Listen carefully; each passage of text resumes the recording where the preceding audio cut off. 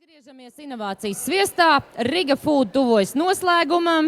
Arī inovācijas stends tuvojas noslēgumam ar visu sviestu, bet man vēl ir izdevies noķert mūsu šķiet, ka pēdējo interviju Ivo Imermani no Tēviņu kalna, kuram ir Tēviņu kalna vīni.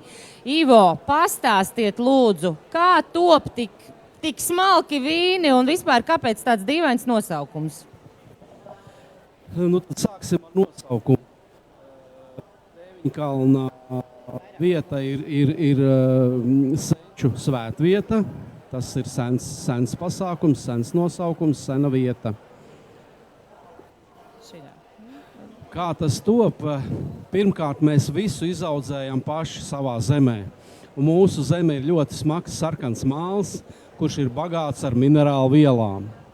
Un tās minerālu vielas jau ir tās, kuras atbild par to gala rezultātu, par to garšu tajā glāzē. Un tad, ja es pats izaudzēju, es zinu, kā es esmu rūpējies par katru to odziņu, ko es esmu tur ielicis un kas tur nāks ārā.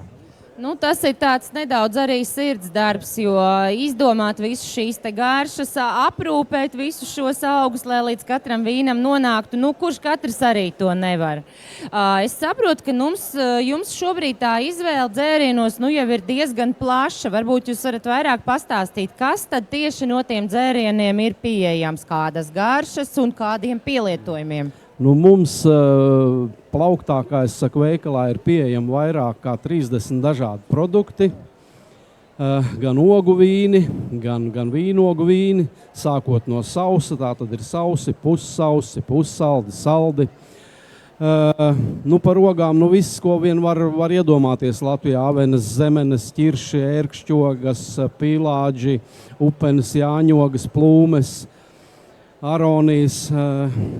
Pienenes? Jā, pienenes, jā, pieneņu ziedvīns arī mums ir. Tā ir mūsu vienīgā egzotika, bet jā, cilvēkiem viņš patīk. Viņi diezgan labi arī pērk un pie tā pieturamies un gatavojam.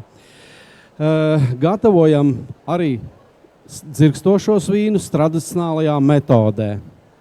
Ko nozīmē tradicionālā metode? Tas ir gatavu vīnu, startē otrreizējai fermentēšanai, un viņš turpina savu rūkšanu, savu fermentēšanos pudelē, kur viņš iegūst arī to dzirksti, tos burbulīšus. 9 mēnešus pudelītes tiek grozītas ar rokām, lai nosēdinātu nogulsnes, pēc tam ir kakliņa sasaldēšanas process, lai atbrīvotos no nogulsnēm kopā ar ledu un pārkorķēšanu. Tā mēs iegūstam burvīgus dzērienus. Nu, tā ir noteikti arī atbildē uz jautājumu, kāpēc viss ir tik dārgs, tāpēc, ka tajā ir jāiegulda ļoti daudz darba. Es zinu, ka jūsu klientu vidū ir arī restorāni. Pastāstiet, kas ir tas, kas restorāniem tā kā visvairāk interesē no tiem dzērieniem? Nu jā, mēs lepojamies ar to, ka mūsu šo produktu no Sukribes, kas ir Latvijas baltā vīnoga, Paula Sukatnieka šķirne, dzirkstošo vīnu ir izvēlējies 3 pavāru restorāns. Un visu partiju, kuru mums patreiz ir pasūtīta, var iegādāties tikai pie mums un var iegūt tikai pie viņiem. Citu vairs viņi iegūt, diemžēl, nevar savā restorānā. Tā kā stājieties rindā vai brauciet uz Tēviņu kalnu un pierakstieties gaidītāju sarakstā. Jā, bet mums ir vēl gan Kandavā kafejnīcā, gan Jaunpilī un Rīgā vienā otrā restorānā. Barentā ir daži mūsu produkti un restaurants Forest ir tāds, kur ir. Un, šur tur pa veikaliņiem esam atrodami. Es zinu, ka daudziem arī interesē un patīk aizbraukt un paskatīties, kā tad klātienē tas top, no kura dārza tad tā mana tur vīnoga vai zemene ir nākusi un kā tad tur tas vīns top un kā tas izskatās. Vai pie jums ir iespējams aizbraukt ekskursijā un uzzināt, kā tas viss notiek? Jā, mēs gaidām ciemiņus, uzņemam tātad uz degustācijām. Programma ir tāda, ka mēs parādām dārzu, kur tas viss aug, protams, sezonā. Ziemā mēs skatāmies slaidus uz ekrānu. Bet var braukt arī ziemā? Var braukt visu gadu.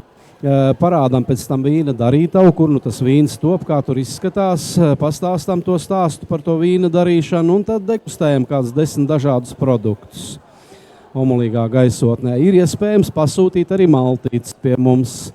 Brieža gaļas zupu vai brieža gaļas plovu. Esmu mednieks, tāpēc briedis vienmēr ir saldētavā. kas var būt labāks par labu gaļu ar labu vīnu, vai ne? Kurš jums pašam ir lielākais favorīts no jūsu produktiem? Nu, tādu vienu es pat nevarētu nosaukt sausie vīnogu. Sievai varbūt. Jā, mums abiem ar kundzi garšo sausie vīnogu vīni. Tad, protams, aronijas sausa, rabarberītes sausa, nu tie ir tie mūsu, tie mīļie, jā.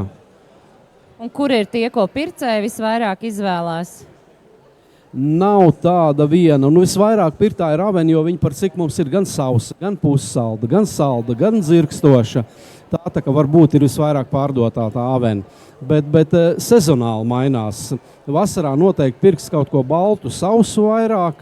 Nākot augstākam laikam pāries uz pussaldu, saldu, sarkanu. Tā tas notiek. Un kā jūs teiktu, vai ir viegli būt uzņēmējam dzērienu segmentā mūsdienās Latvijā? Ir viegli. Par to milzīgu paldies es saku mūsu vīnkopu vīndaru biedrības vadītājam Ričardam Ivanovam, kurš ir izcīnījis daudz atvieglojumus mūsu maziem vīndariem, lai mums ir vieglāk strādāt. Nav pārāk sarežģīti, nē. To ir milzīgs prieks dzirdēt, jo pēdējā laikā mēs daudz dzirdam, ka visiem ir grūti. Un sakiet, kā teiksim, šogad bija tie laikapstākļi arī diezgan skarbi. Bija lietus, un tad bija augsts un karsts, un tad atkal augsts. Kā tas ietekmē jūsu biznesu? Nu jā, ja man jautā, paturpinot jūsu jautājumu, kas ir izaicinājumi? Izaicinājumi ir laikapstākļi. Tas ir kā jebkurā lauksaimniecībā un dārzkopībā, tos mēs nevaram ietekmēt. Un šī vasara bija briesmīga, augsta, slapja. Bet tagad skatāmies, kad ir palicis silts un ļoti ceram, ka vīnogas nogatavosies. Jo sajūta bija tāda augusta sākumā, ka mums vīnogu ražas nebūs. Nu, ogu daudz, bet baidījāmies, ka viņas nepaspēs nogatavoties. Tagad jau ir cerīgāk. Nu, spriežot pēc tā, ko var redzēt jūsu stendā, nav jau tā, ka tās ražas galīgi nekādas. Tas pieņem, ka tas varbūt vēl ir no iepriekšējā gada ražām, jā, bet stends ir pilns, izvēle ir liela. Mūsu klausītājiem, apmeklētājiem ir atlikušas vēl 2 stundas, lai iegrieztos stendā H21 pie Ivo, nobaudītu te viņu mājas vīnu, iegādātos un paņemtu līdzi sev uz mājām šo te gardo dzērienu. Es saku lielu paldies, Ivo! Paldies! Un lai mums visiem salda dzīve! Jā, paldies Tehnoloģiskajam centram par šo iespēju piedalīties izstādē.